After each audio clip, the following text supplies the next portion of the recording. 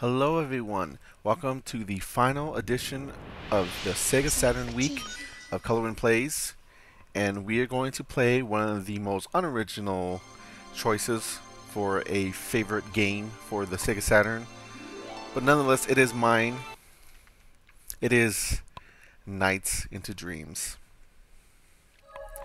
One of my favorite things about this console is how well it does whimsy.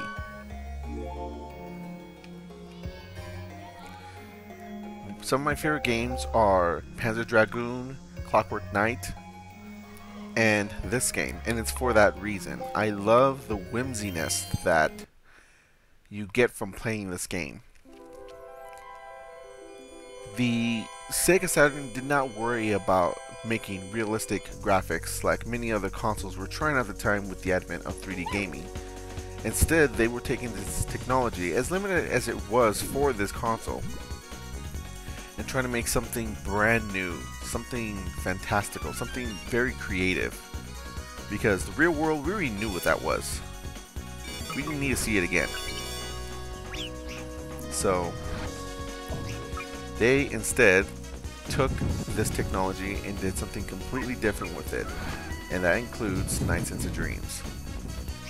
I would bargain that this is one of those games you've probably heard of, but you may not have played, as is many the case for many Sega Saturn games, whether they're popular like this or not.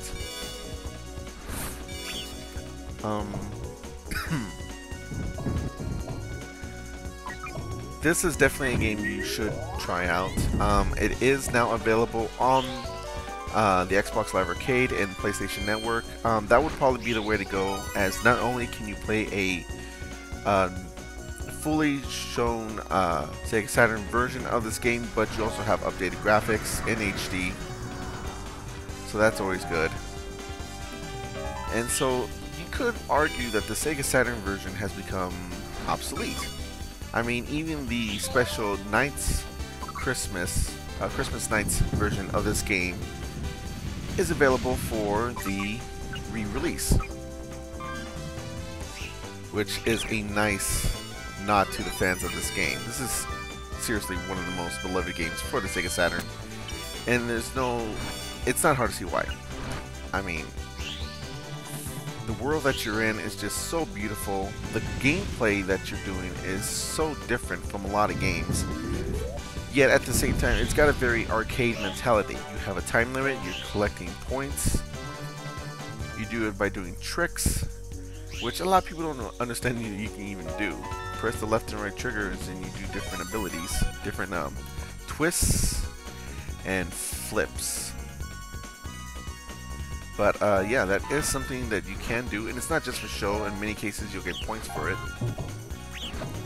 At the same time, you only have one real button to worry about, which is the A, B, and C buttons, which have you spin, which is an attack, as well as doing as well as speeding you up. That's also what it'll do. See, the point of the game, which I feel that some people feel this game is hard, and it is, especially if you want to get a good score, is quite challenging. The point of this game is to collect those blue spheres, as that is your dream energy, so to speak, and then put them into those little containers that you saw me run into, and they took all of my stuff. That is what that is for.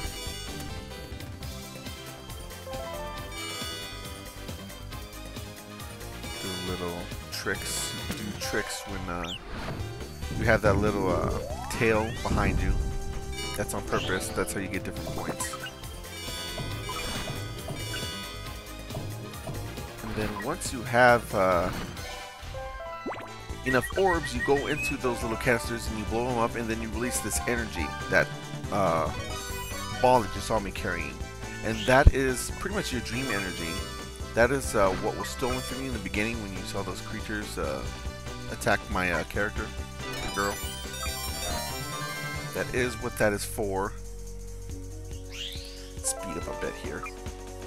All the while, you do have enemies to deal with. You can be doing points, racking up points. The difficulty isn't really in, like, say, getting hit by enemies, avoiding death, and all that kind of stuff. It's really getting through the levels and the orbs, those blue orbs, in time, and also doing better by doing points, doing tricks, just like that. Although it's preferable if you do them in the right direction. There's several times for you to do tricks where it will really get you a lot of points, such as wind bursts, like you just saw there when the wind threw me up. Also, there's places where you bounce up. After you do that 4 times in each level, you'll get transported to a boss level. In which case, again, you're not getting hurt so much as you are up against the clock. If you do get hit, you actually lose time. This is the dream world, so you can't actually get hurt, if that makes sense to you, which it does. And as such, you have to just be wary of getting hurt, because then you'll have less time to complete the boss. And in this, all I need to do is dive forward into the enemy, where he's not spiky, by the way. That's why I'm not going at him from behind. And then just spin into him until he's down. Which should be now. One more time. There we go. He's done. First night. Done. You play as 2 children in this. For each child, I believe there's about 5 stages. Alright, I gotta see. You can get up to, I believe, an A, and that is not easy to do. It seriously is not. This game is extremely challenging in that way. If you want to get a high score, you are gonna have to really know what you're doing. And I'll even tell you right now, I don't know what I'm doing. But I do know that I love this game. And that I have a lot of fun with it, regardless of my abilities to get a high score.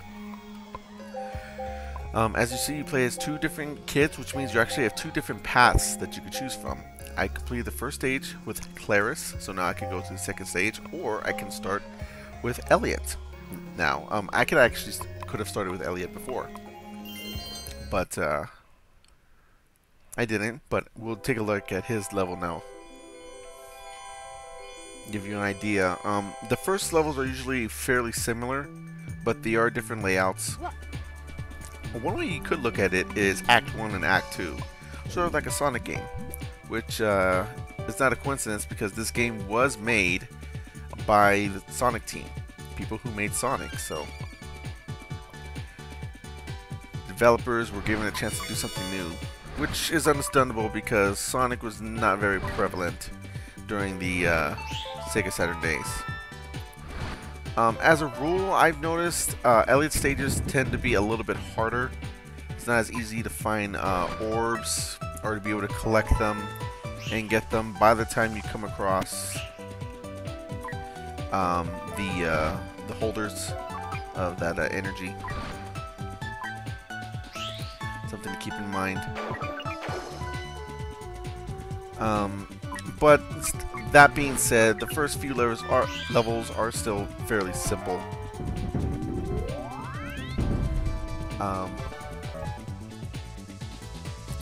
One thing is when you're going through loop-de-loops or stuff like that, doing tricks will give you more points.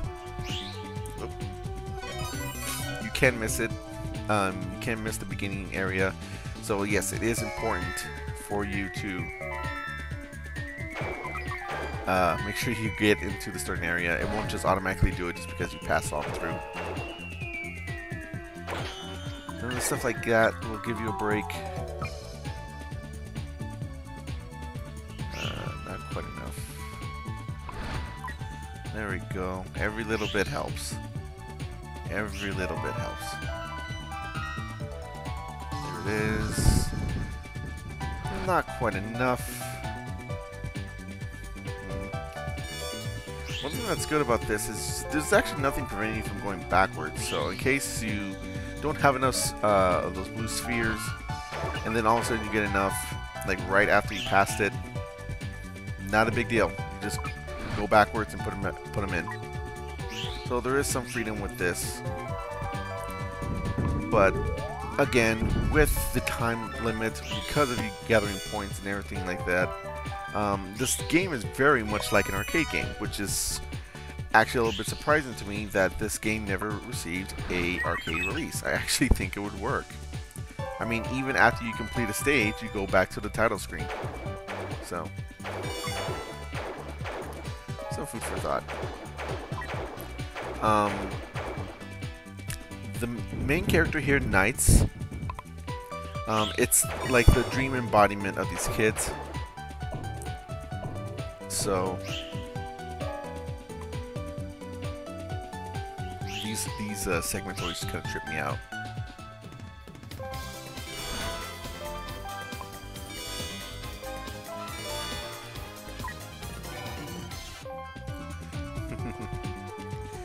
Tricks. Whenever you get that, make sure you do tricks that will up your score. Gonna go through again because I did not get enough orbs. Like I said, Elliot stages tend to be harder. You know, this is the first stage. See, now that I know I have enough, I'm just gonna speed through this so I can get back to the beginning. I already know what's gonna be happening here. Now it's not a matter of score so much as it is time.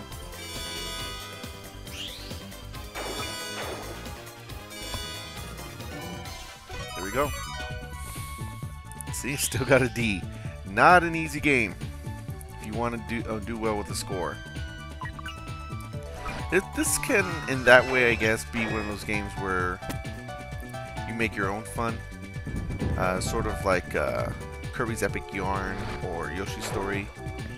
That may be a little bit of an unfair comparison, as those games are typically seen as games for kids. I don't feel the same way about NiGHTS, even though it's very colorful. It's way too difficult, especially as you go on. And the concepts of the game are a bit too dense for what is typically expected of a children's game. But I can still see kids enjoying this because of the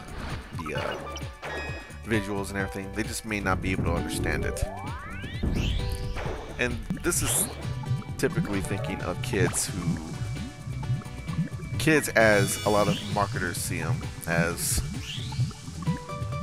I don't know, I think kids are a lot smarter than people give them credit for. They can handle it.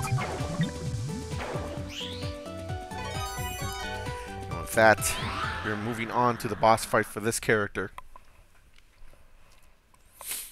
Got a D, did not do as well. This one's a bit tougher.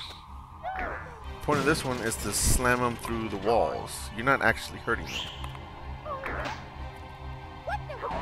Ah, I got hit. So, let's see, make my way back here. Gotta hit them through those barricades. Keep getting hit. Again, Elliot's level. I don't know how I got hit that time. Get back here.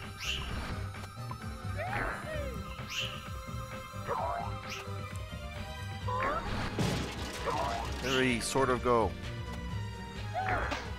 Get in this room. Bouncy thing. One thing that's nice is once you got a hold on them, they'll hold on and spin around, and then you just press the button once they're lined up. There we go. Got her. Pop.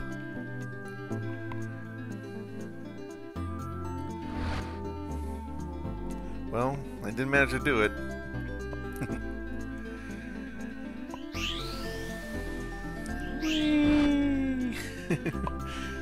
This game makes me feel like a little kid. And I love that. I love that about the Sega Saturn. And with that, I think that's good. I showed you 2 levels, the first 2 levels for each kid. I think that's where we're gonna stop. Um, Again, you can get this on Xbox Live Arcade or the PlayStation Network. I believe there's a PC version as well that you can play on Steam. Probably go for those versions, as they have this version for purists as well as a updated graphics one. And if not, though, if you want to be an absolute purist and play this game using the 3D control pad or whatever, then hunt this game down. It's not that expensive. You probably shouldn't have to pay no more than $10. And with that, Sega Saturn Week has been concluded. This has been Colorwind Plays Nights into Dreams for the Sega Saturn. And I will see you guys later. Peace.